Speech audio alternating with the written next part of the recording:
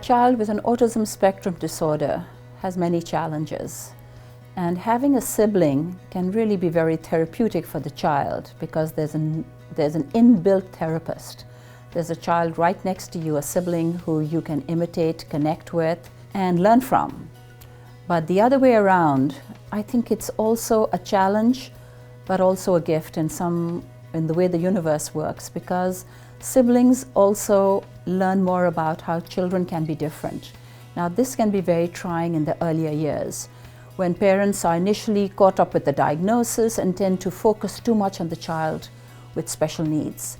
And often siblings may tend to get neglected. And it's very important to keep that special time for the child who feels special for just being who they are, without having a particular challenge beyond those of childhood.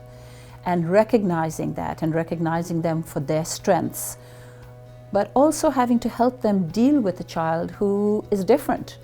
The embarrassment maybe with their friends or going into the playground and having a sibling having meltdowns. The more you can prepare your child who is typically developing and inform them about the child who has challenges and just describe them as being different, and this being their particular sibling, and also helping them process their feelings, whether they're angry, whether they're upset, whether they're embarrassed, whether they are joyful, and help build on that relationship.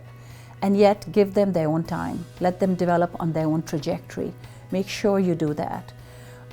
Depending on the age of the sibling, and I think there are different interventions when it's a 2-year-old, when it's a 5-year-old for sure, and going into the teenage years or even just the middle school years, reactions and behaviors and feelings of the typically developing child will change and grow.